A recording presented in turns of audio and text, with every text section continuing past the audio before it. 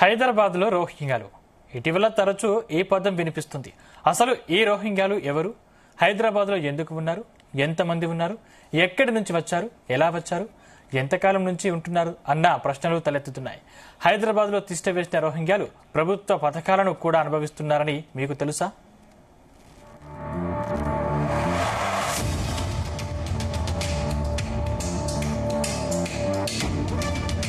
హైదరాబాద్లో స్థానికుల ముసుగులో రోహింగ్యాలు వేళ్లూనుకుపోతున్నారు. ఓల్డ్ సిటీని అడ్డగా చేసుకుని చాప కింద నీరులా విస్తరిస్తున్నారు.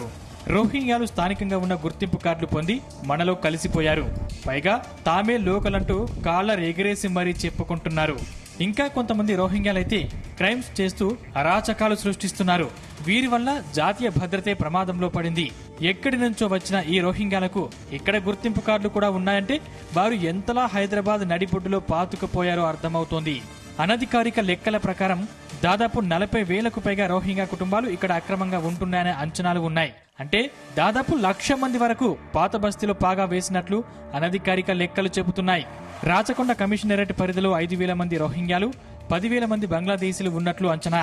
ప్రస్తుతం ఓల్డ్ సిటీలో 1,200 కుటుంబాలు ఉన్నాయని అధికారిక లెక్కలు చెబుతున్నాయి. వారిలో కొంతమందికి UNHCR అధికారికంగా శరణార్థి సర్టిఫికెట్లు జారీ చేసినట్లు తెలుస్తోంది. దీని వెనుక అక్కడ స్థానికంగా ఉండే ఎమ్మెల్యే, MP మద్దతు ఉందనేది బహిరంగ సత్యం.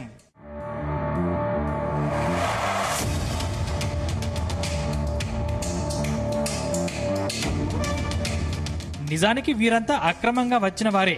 బంగ్లాదేశ్, మయన్మార్ నుంచి అక్రమంగా వచ్చిన వలసదారులు హైదరాబాద్లోని బాలాపూర్, బహదూర్పుర, ఫలక్నుమా, చింతల్ బస్తీ, కాలపత్తర్ వంటి ప్రాంతాల్లో పాగా వేశారు. భారత ఈశాన్య సరిహద్దు రాష్ట్రాలైన పశ్చిమ బెంగాల్, అస్సాం మీదుగా రైలు లేదా బస్సుల్లో ప్రయాణించి ఇక్కడికి వచ్చేశారు.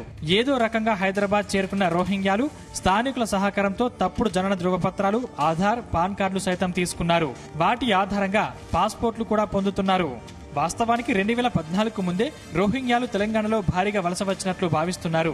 అప్పటి నేతలు ఓటు బ్యాంకు రాజకీయాల కోసం అక్రమంగా వలస ఉంటున్న రోహింగ్యాల విషయంలో చూసి చూడనట్టు వ్యవహరించారనే ఆరోపణలున్నాయి. దాంతో ఇక్కడి గుర్తింపు కార్డులు పొంది స్థానికుల అవకాశాలను కొల్లగొడుతున్నారు. మనలో ఉంటూనే మనకు వెన్నుపోటు పొడుస్తున్నారు. దానికి తోడు హైదరాబాద్ లో గణనీయమైన ముస్లిం జనాభా ఉండడం వల్ల వారు ఇక్కడ ఈజీగా ఆశ్రయం పొందుతున్నారని భావిస్తున్నారు.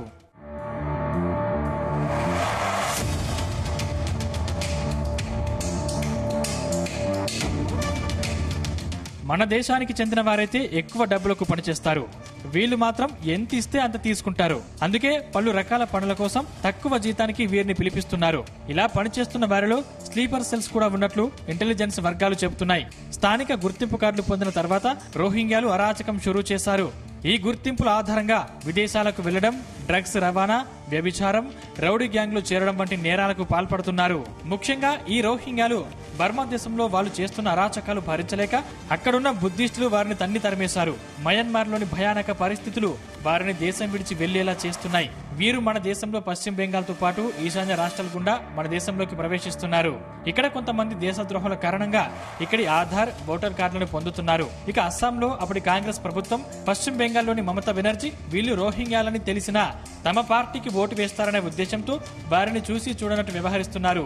వీరు మెల్లగా మెజారిటీ ప్రాంతాలైన హిందువులు ఉండే ప్రాంతాల్లోకి వచ్చి అన్ని రకాల వ్యాపారాలను చేజిక్కించుకుంటున్నారు.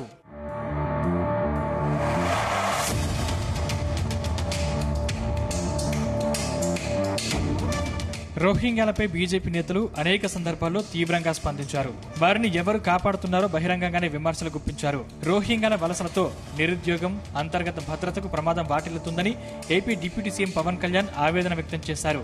రోహింగ్యాలు స్థిర నివాసం ఏర్పరచుకోవడంలో మన యంత్రాంగం నిర్లక్ష్యం ఉందని, వారికి ఎలా ఆధార్, ఓటర్, రేషన్ కార్డులు వస్తున్నాయి, ఎవరు ఇస్తున్నారనేది తేలాలన్నారు. మన వ్యవస్థలోనే కొందరు వ్యక్తులు వారికి సహకరిస్తున్నారని ఆరోపించారు. రోహింగ్యాలు ఈ దేశ పౌరులుగా మారి మన అవకాశాలను ఎలా కొల్లగొడుతున్నారనే దానిపై అందరిలోనూ చైతన్యం రావాలని పవన్ అభిప్రాయపడ్డారు. మొత్తంగా కొన్ని పార్టీల నిర్వాహకం వల్ల వీరిని గుర్తించడం కష్టమవుతుంది. అందుకే భారత ప్రభుత్వం అక్రమంగా భారత్లో స్థిర నివాసం ఉంటున్న వారిపై కఠినంగా వ్యవహరించడంతో వారి దేశాలకు డిపోర్ట్ చేసే పనిలో పడింది. మరి హైదరాబాద్ లో అక్రమంగా రాజ్యం ఏలుతున్న రోహింగ్యాలను ఏ రకంగా వాళ్ళ దేశానికి డిపోర్ట్ చేస్తారన్నది చూడాలి.